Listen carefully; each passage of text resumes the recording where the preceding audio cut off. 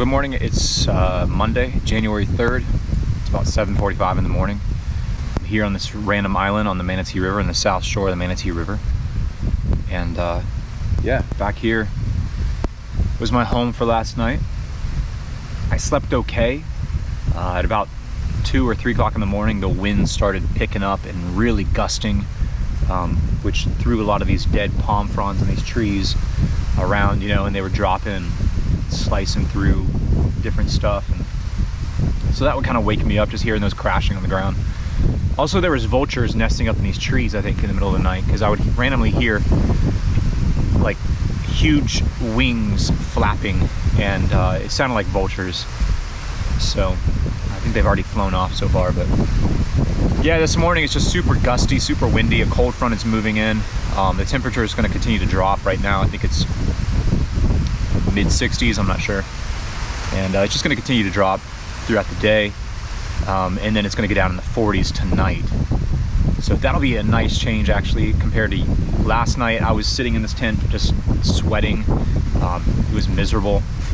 Yeah, I figured I would get on the water early this morning and try to beat the wind, but I think the wind is not going to cooperate regardless. The wind is going to be in my face all day, and I'm just gonna have to muscle through it, and that's gonna be rough. But there's nothing else to do. But I'm gonna go ahead and get the stuff packed up, cleaned up here, and get on the road. So enjoy that paddling footage. Here we go.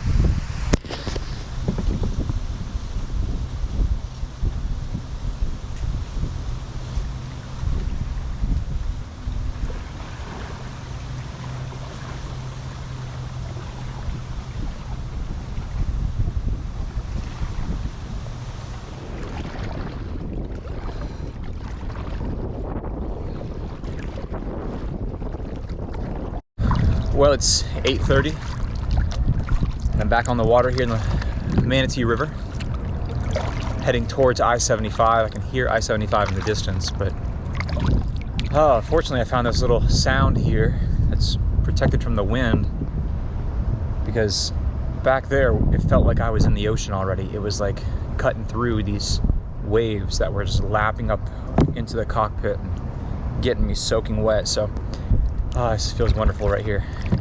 The tide's going out quickly, and I'm trying to run out with it, make as much ground as I can before the tide shifts. It's a beautiful morning so far. It's in the 60s. Yeah, just flanked by these mangroves. It's beautiful out here. It's quiet. So I'm gonna push hard today and try to get on the other side of Bradenton and Palmetto. And I'm trying to find a little island that the locals call Gilligan's Island.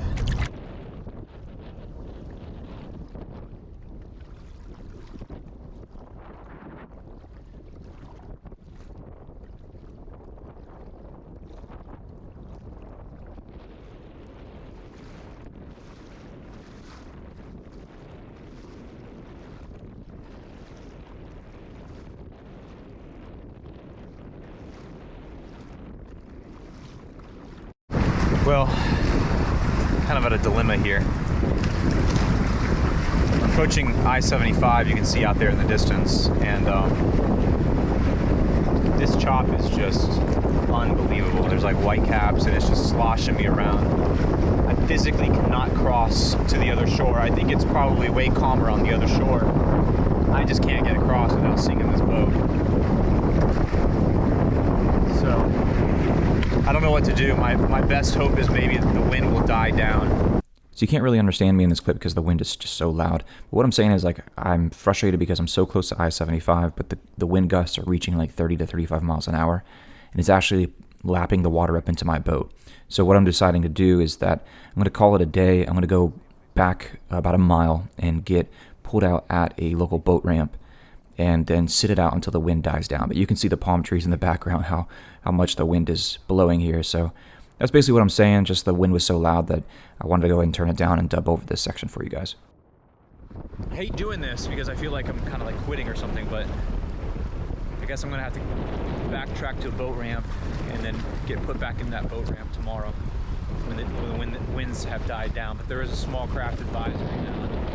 Last thing I want is just to kill myself trying to make it just a few miles, you know, and it's not happening for me today.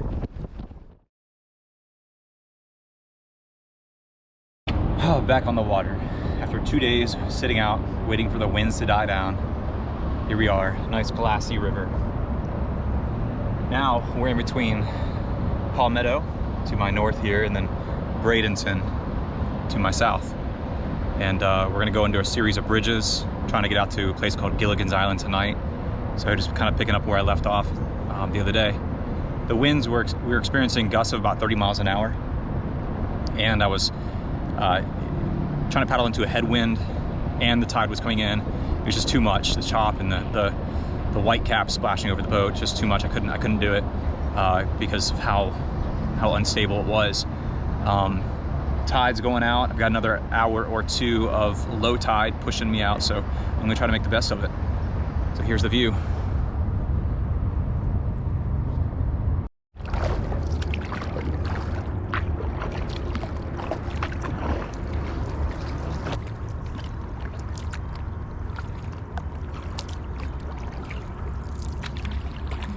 I think I've covered in 17 minutes what it took me 2 hours to cover just the other day in that intense wind. It's much better.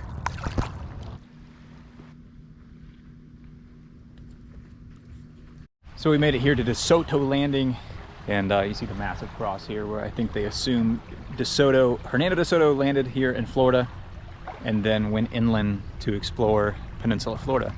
So if you guys know nothing about DeSoto Landing here in Bradenton, check out the card up there. I'll put a link to a video that we made about this place and some of the history that is connected to it.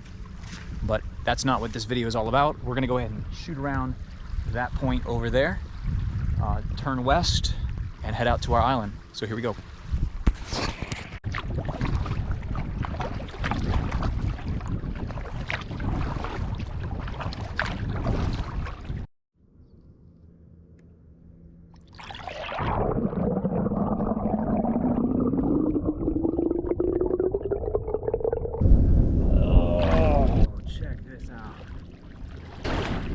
Left-handed whelk, I believe. You can see the thing's still alive in there. That's super cool. This thing's got to be so old. But yeah, it's a left-handed because you can put your left hand in right there. That's so cool. I think it's massive. I wish I could take it home, but you know, I don't want to kill the mollusk in there.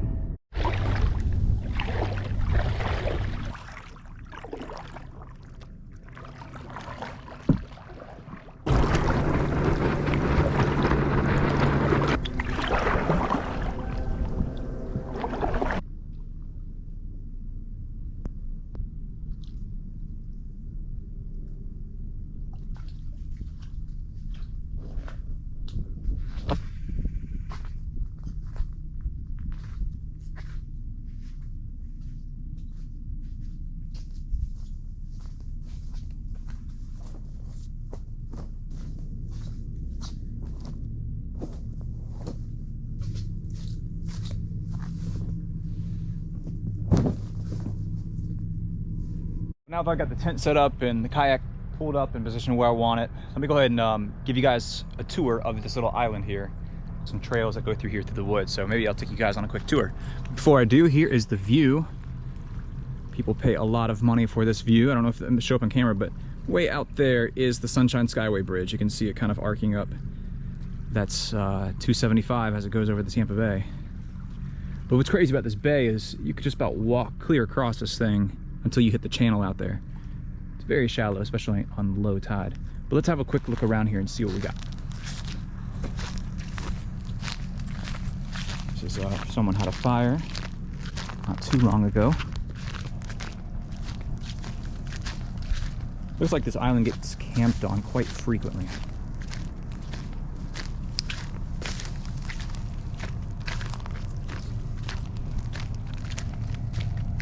So out that way is where we're going tomorrow. That's Anna Maria Island.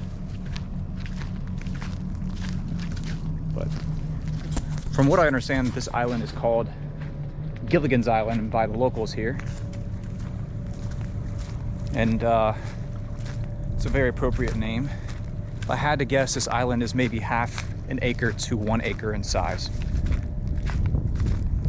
And it sits just east of where the Manatee River exits out into the ocean, which we're gonna go to tomorrow. It's interesting. There's like a little hut here. Somebody is camping out. Got a grill there. Got a fire going there too. Huh.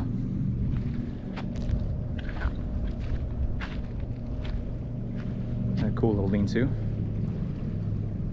Nobody's home. Right here. Oh, somebody's hitting the bottle out here. Hey there, bottle of Hennessy. All right then. Some more trails. Ah, here's the outhouse. Yeah, I know what that is. Take you on around here to another clearing. They're opening. Oh, what's that?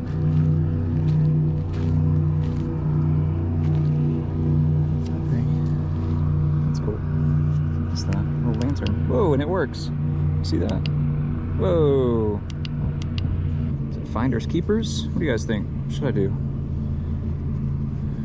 Man, that thing's nice. I'll think about it. Moral dilemma. Nice little beach there. Going around this way. Here's another path that goes around the south side of the island. It goes through the mangrove trees here. What do you guys think? Would you camp here tonight? Looks like we got an old hammock here. A little bit of disrepair. Walking around. Ah, does the trail end here? Just might end. This is kind of the rough neck of the woods. Literally. There's a little marshy area in here. Wonder what lives in there. Yeah, I wonder if that's fresh water or salt water. Oh, this is cool. Oh, this is a horseshoe crab. Yeah, he's a goners. Stinky, stinky goners too. Horseshoe crabs are so cool looking though. They look prehistoric or something. Let's keep walking around here.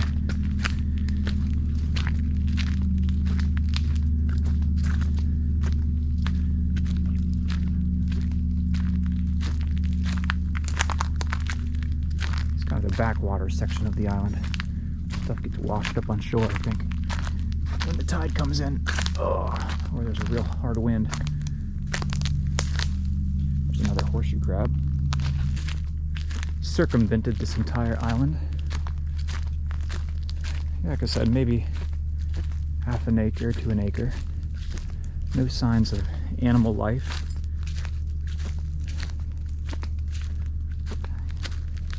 Lots of signs of human life, at least temporary. What is that? Oh, look, it's a dead shark. When I get to an island or a place where I'm sleeping, it's usually after a long day of paddling. And I usually don't have this kind of time to sit and slowly cook a meal. And yeah, so let me talk about mileage real quick. So today I went 8.78 miles, which is crazy. I covered 4 times as much ground today in a third of the time or half of the time. So I was moving so much faster today without all that headwind that I had. Yeah, I was averaging a 24 minute a mile pace, which is slow because normally I'm going downstream, and today I was going against the tide, essentially upstream, and I had a headwind, some of that. So that's that explains that. So tomorrow what I'm thinking is we're gonna paddle west a mile, hit the east edge of Anna Maria Island, then cut inland, and there's some canals and stuff that go through Anna Maria Island. We're gonna take those canals into Anna Maria Island, jut north, and end up at the northern tip of Anna Maria Island, and end up at one of my favorite places in the entire world, and that is the Rod and Reel Pier restaurant. If you ever find yourself in Bradenton or Anna Maria Island area, come to the very northern tip of Anna Maria Island and go to the Rod and Reel Pier restaurant. You won't regret it. They have a fabulous burger called the Rod and Reel Burger. All right, I'm making myself hungry here. I'm kind of missing Noah. He makes for good company, and he's also our designated cook. He does a good job. So I'm thinking what I'm gonna do for lunch here, very late lunch, is some 4 cheese pasta mixed with some fish steaks in Louisiana hot sauce. We'll see how it turns out.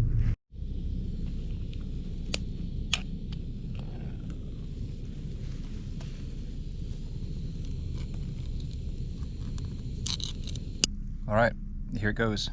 Fish steaks in Tabasco sauce.